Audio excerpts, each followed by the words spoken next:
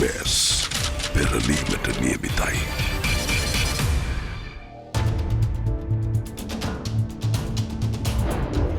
මං එන්නේ සෑහෙන දුරින්. මට තව ඒ වගේම දුරක් යන්නත් තියෙනවා. කතාව පටන් ගත්තේ මීට අවුරුදු 10කට විතර කලින් දේවින්දගෙන්. මං ඔය වැඩේ කරන්නේ. කරුණාකරලා උතනින් යන්න. එහෙමද? ඔබ මේක නොකළොත් ඔබට දේවින්දත් නෑ. සංජනාගේ තීරණයත් සමග අසරණ වූ දේවින්ද දැන් පලිගැනීම අරඹයි. මං දන්නවා රයන් ශ්‍රී ලංකාවේ මොකටද කියලා. ඔයාගේ අකමැත්තක් නැත්තම් අද යන්න මාත් එක්ක අපේ ගෙදර. සංජනාගේ නැගණිය භාග්‍යත් රයනුත් අතර ප්‍රශ්නයක් ඇති වෙනවා. මං අක්කගෙන් අහලා කියන්න. සංජා මට තව ඒ වටිනාකම වැඩි කරගන්න බැරිද? ඒ කියන්නේ අපි තව දරුවෙක් හදමු.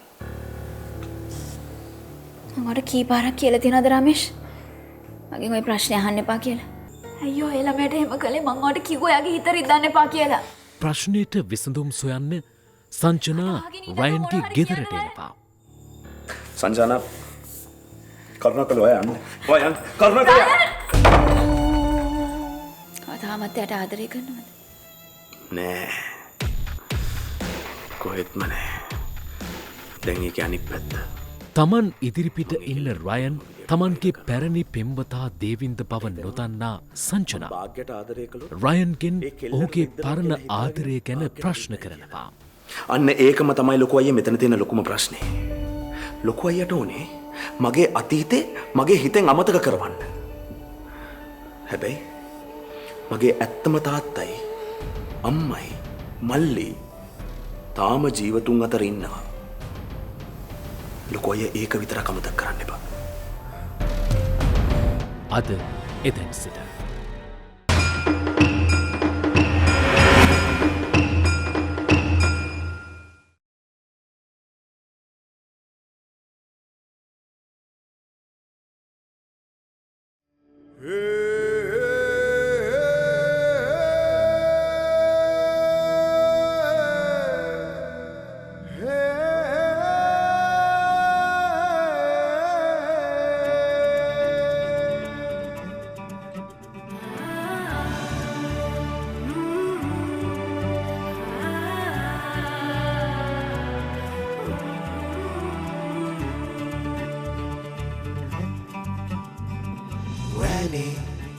ඉගිලෙන්න ආයේ ආකාසේ දුර නෑනේ හීනේ එක සැරේ එළිවෙන්න බෑනේ තුලසේ දුන්යාමේ දිගවාගේ ඉල්ලංයන් අපිගේම මතකේතම කකියයි බොම හැපෙමු පෙරසේම සුදු කොඩිදාන මකුලයි මේක සම්සුම යමදේම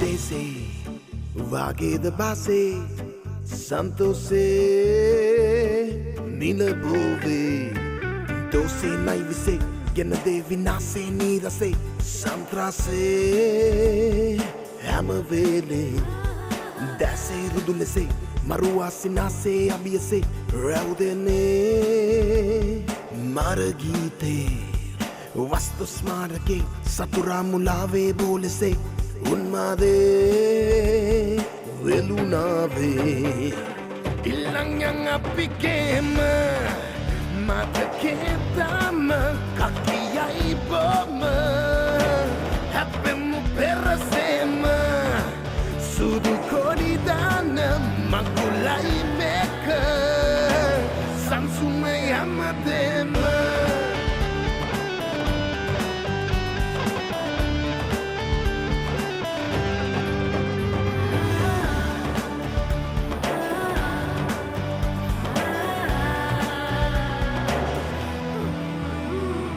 රෑනේ තටු සලහන් ඉගිලෙන්න ඕනේ නිදහසේ ආකාසේ දුර නෑනේ හීනේ එළිවෙන්න බෑනේ दुनिया में दिगवागी ilang apigem mata kedama kakia iboma hape mu perasema sudu kodidana makulai meka samsuma yamadema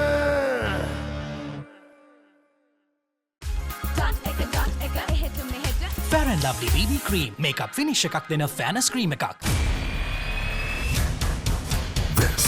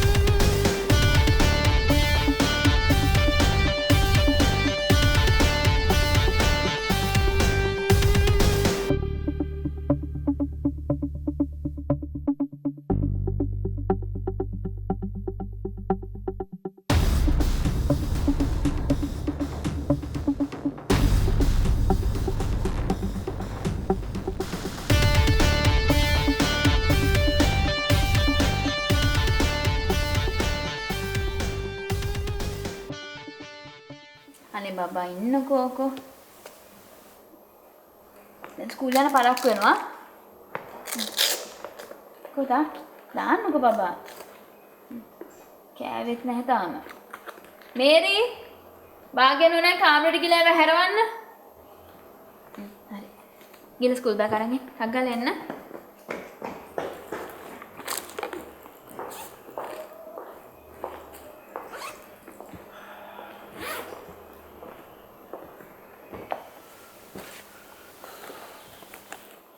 ඊරයි මොකද උනේ?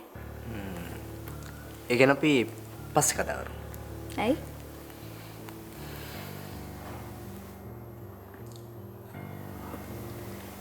ඔයා කොහොමද මෙච්චර ලස්සන? රමේෂ් ඔගිල වොෂ්ෂක් දාගන්න. මේරි කැම ලෑස්ති කරේ. ඉතින් අපි දෙන්නම ගිහලා කමුකෝ. මට පුතාව ඉස්කෝලේ දාන්න තියෙනවනේ. සංජානා අදට විතරක් පුතාව මේරි එක්ක ඉස්කෝලේ යමු.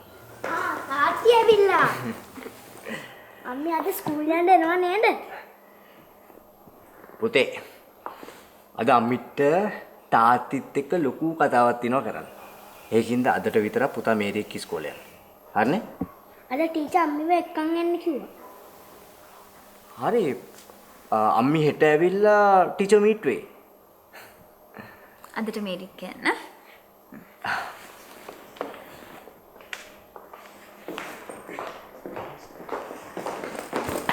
අද එක්කන් එන්නම. ශිලාල් මං සැරයක් කිව්වනේ අද අම්මට එන්න විදියක් නැහැ කියලා. රමේෂ් බෑ අද අම්මි එන්න ඕනේ. මේ ශිලාල් යනවා මෙතනින්. රමේෂ් පුතේ කොලුන් නැහැ කොනගින. අනේ පුතේ මම කීතල කරේ නැහැ. අපි කඳුළු ටික පීදාගෙන ඉස්කෝලේ යනවා. අම්මේ තාත්තට යන්න කියන්න. සංජනා මගේ කීතල නෙමෙයි කරේ. මේකටද අපි තව ළමෙක් හදමු කියලා කිව්වේ.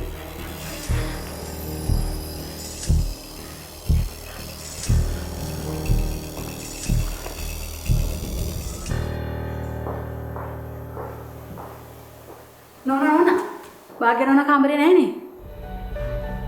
එළිය බැලුවා. වෙන විදිහට බඩුත් ඔක්කොම අරගෙන ගිහිල්ලා.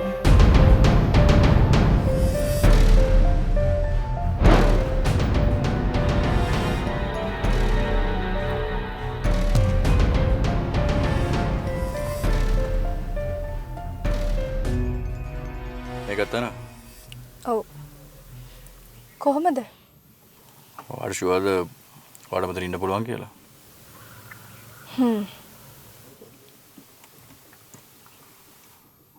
මට තාම කිව්වේ නෑනේ ඇයි ඔයා ගෙදරින් එන්න හිතුවේ කියලා? එහෙම විශේෂ හේතුවක් නෑ.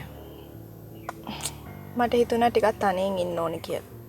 ඉතින් සංජානට ගෙලෙන්න තිබ්බනේ. එයාට කිව්වනේ එයා මට එන්න දෙන්නේ නෑනේ.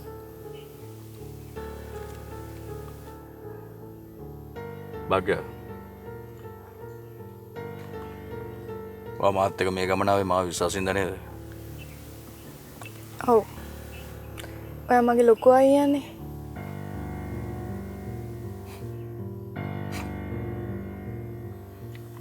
ලොකු අයියානේ. හරි. පාඩ මොනවා මාරි දෙයක් ඕනොත් මට කියන්න. මම දැන් එන්නම්. අනිත් එක මේ පැත්තේ මොකෙක් කරේ ලොකු සීන් දැම්මොත් ඒකත් මට කියන්න. මම උගේ හොම්බ තලනවා. ආ? ඔයා කාගේවත් හොම්බ තලන්න ඕන වෙන එකක් නෑ. මං කාමරෙන් එළියටවත් බහින්නේ නෑ. යා. ඕන්නේ නෑ. මට තනියෙන් ඇතුළට යන්න පුළුවන්.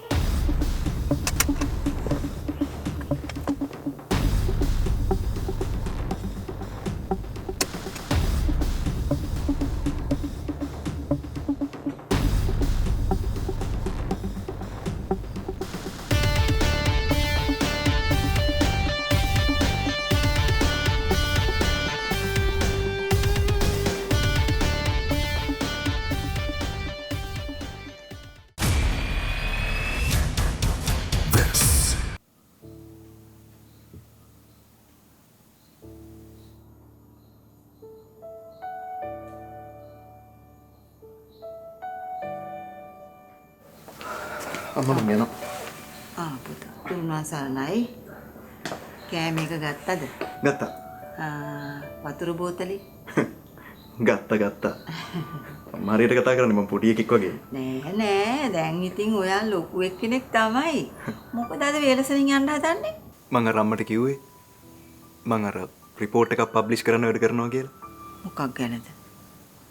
මේ අපරාධයක් ගැන. අපරාධයක් ගැන? මොන වගේ අපරාධයක්ද? අම්මා මට පරක් වෙනවා. මං අම්මට එක පස්සේ කියන්න. පරිස්සමෙන් පුතා.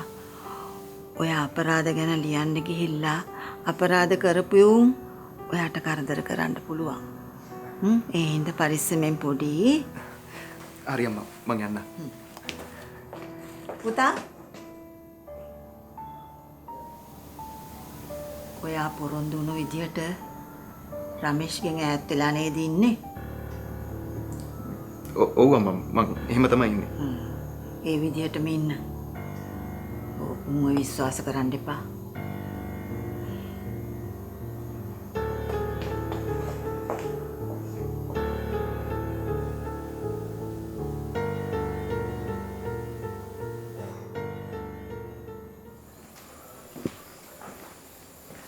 කොහොමද මාමේ? අඳුන ගන්න අමාරුයි. කවුද මේ? මම මාමේ රයන්. අර එදා රමේෂ් එක්ක මෙහෙ ආවේ. පුතාද? කොහොමද ඉතින්? රමේෂ් පුතා වෙන්නේ නැද්ද? නෑ මේ රමේෂ් අදාවේ නැහැ. මාත් මේ වෙන වැඩකට ළඟකට ආපු ගමන් තමයි මේ බලලා යන්න හිතුනේ. කොච්චර දෙයක්ද? මේ මාමට ඉතින් අමාරු නැද්ද මෙහෙම වැඩ කරන එක? අමාරුයි කියලා මොනවා කරන්නද පුතා? ඒ වුණාට එක කාලයක් තිබ්බා මට තනියෙන් වුණත් වැඩ කරන්න පුළුවන් කාලයක්. නරකද මේ ගෝලෙක්වත් හදාගත්තොත්? මේ වැඩ ලේසි නෑ පුතා. ගෝලයක් හදාගන්න හරිම අමාරුයි. මේ ඔහොම වාඩි වෙන්න මම තේ එකක් හදාගන්න. එපා. කරදර වෙන්න එපා මම. මම ওই වැඩේ කරගෙන යන්නකෝ.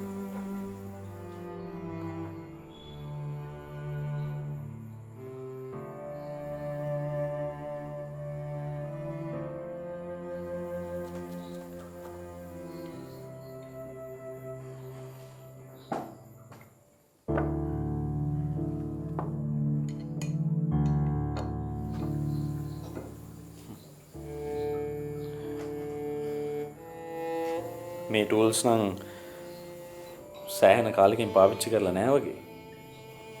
ඕක අපේ ලොකු පුතා දේවින්දගේ ටූල් සෙට් එක.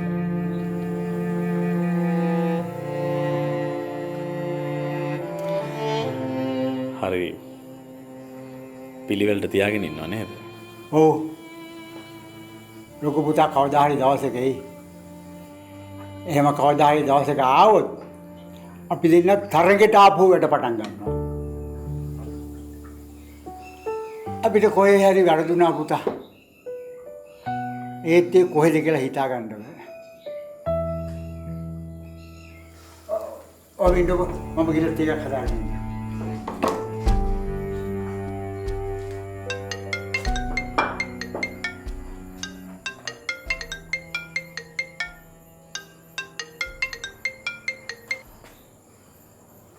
ඔව් රමේෂ්.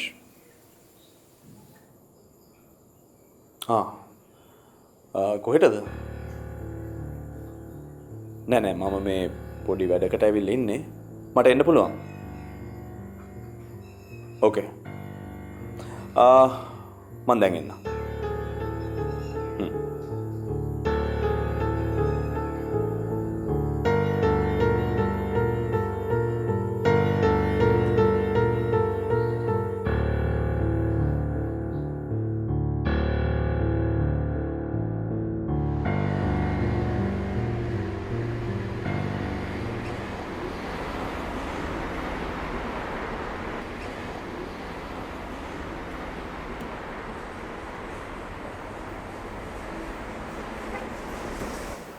පිස්සු වගේ පාර දුන්න මිනිස්සු දැක්ක.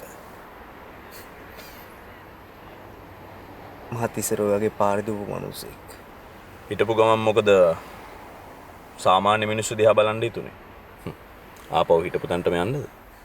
අනේ නෑ. හැයි මං ආපහු එතනට වැටෙන්නේ. හැබැයි මට ආපහු එතනට ගිහලා එන්න උවමනාවක් තියෙනවා. ඒ මොකද්ද? ඔය මිනිස්සු අතර ඉන්නවා මැරිච්ච මිනිස්සෙක්. ඒ මිනිස්සයා මට තාමත් කරදර කරනවා. අන්න ඒක නවත්තන්න ඕනේ. එකපාරක් මැරිච්ච මිනිහෙකුට ආයෙ මොනා කරන්නද? මට ඕන වුණොත් මං ඒ මිනිහව ආපහු මරනවා. එමනම් ඉතින් අපි දෙන්න එකතු වෙලා මේ වැඩේ කරමු. අන්න ඕකට තමයි කියන්නේ රියල් පාර්ට්නර්ෂිප් එක කියලා. යම්. එන ඉවරයක් කරමු.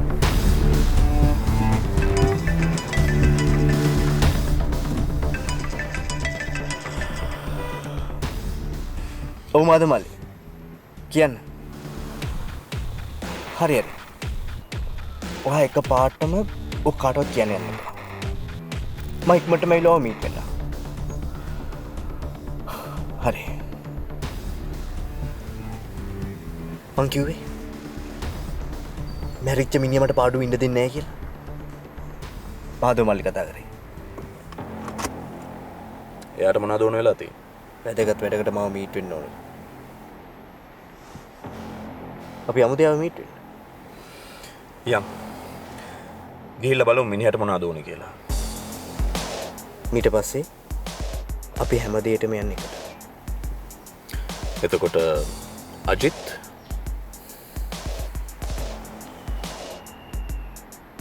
මට මිනිහා එක්ක තව යන්න ගමනක් නැහැ. අපි යමු.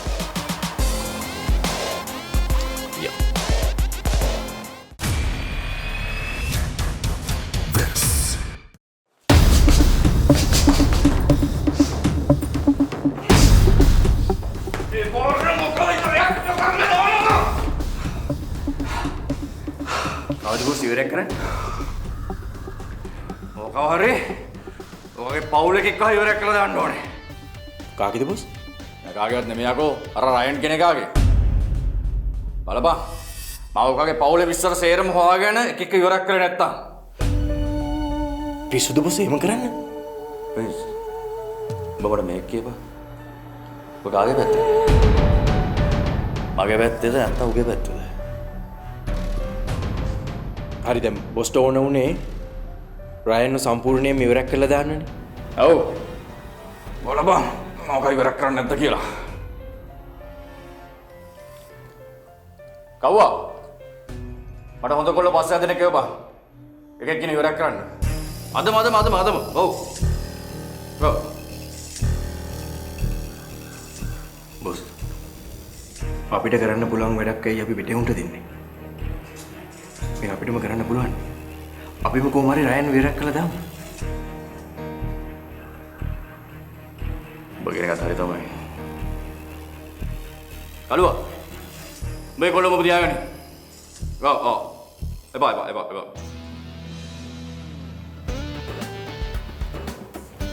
බත් දැන් මං වගේම තමයි නේ.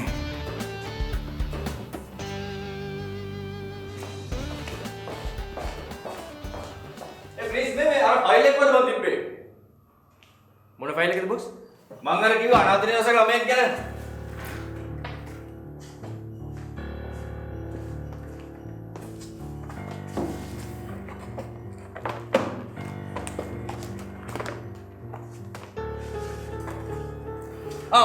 ඔය දින බා. හොදේ. බොස් මේ ඔය කොල්ල ගැන මම පොඩ්ඩක් සර්ච් කරලා බලන්න. දෙන්නකෝ ෆයිල් එක. නෑ ඕන්න මෙච්චර දවස් මේ වැඩ වන්නේ කරගත්තේ ඉතුරුියා මම කරගන්නම්. බෝගේ වැඩ බලාගෙනින්.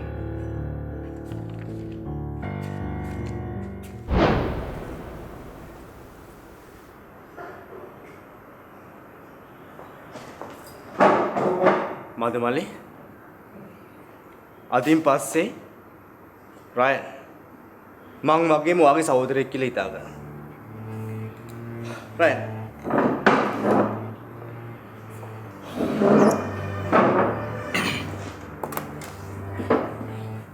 හරි. දැන් මොකක්ද ප්‍රශ්නේ?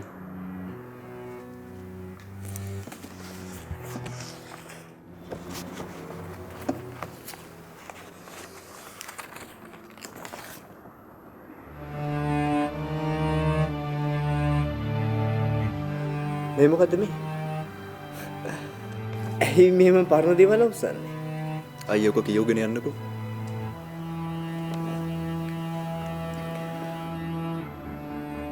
දේවින්දට මොකද උනේ? මීට දස වසරකට පෙර දේවින්ද දිසානායක විසින් හෝටල් ව්‍යාපාරිකයෙකු ඝාතනය කර ඔහුගේ මුදල් පැහැරගත් අතර ඒ වෙනුවෙන් ඔහු ජීවිතාන්තය දක්වා සිරගත කරන ලදී. ඉන් වසර 6කට පසුව සිරගෙදරදී සිදු වූ කැරැල්ලේදී ඇති වූ ගින්නකට හසුවීමෙන් දේවින්ද මිය ගිය අතර ඔහුට සිටියේ මවත් පියත් මල්ලි පමණි.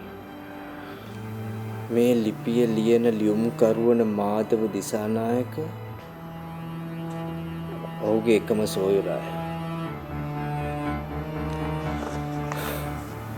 මාධව දේවින්ද මැරුණට පස්සේ අපි ඒ ගැන අවුරුදු ගාණක් දුක් වුණා.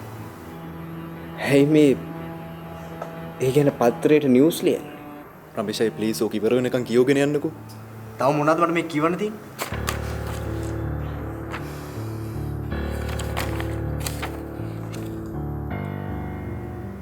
එහෙත් මෙම අපරාධය පිටුපස නොවිසඳුණු ගැටලු ගණනාවක් ඇත. ඉන් ප්‍රධානතම ගැටලුව වන්නේ ඔහු පැහැරගත් මුදල්වලට කුමක් සිදු වූයේද යන්නයි. අනෙක් කරුණ වන්නේ දේවින්දට තනිවම මෙවැනි අපරාධයක් සිදු කළ හැකිද යන්නයි.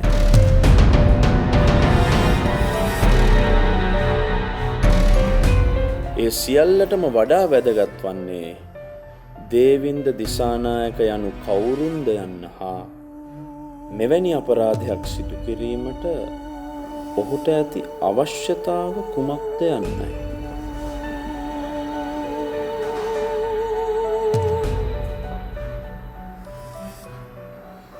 ඔහු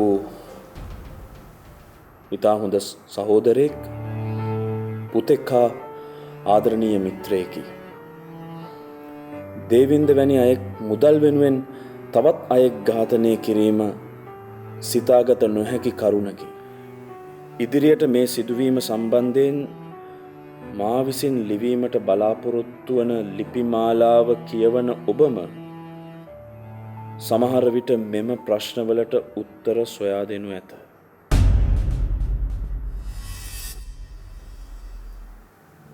මගේ සහෝදරයා ඇත්තටම කවුරුන්ද? මගේ අයියා ඇත්තටම කවුද රමේෂ් අයියා? කවුද?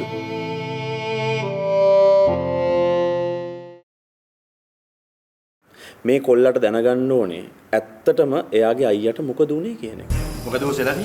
වෙලා තියෙන වෙන්න ඕනේ නැති දෙයක්. අනම්මන වැඩක් නෑනේ. යමන්. අපේ තාත්තා මරපුන්ට හොඳක් සිද්ධ වෙන්නේ නැහැ. දැන්ටමත් ඔයා ටිකක් පරක්කු වැඩි.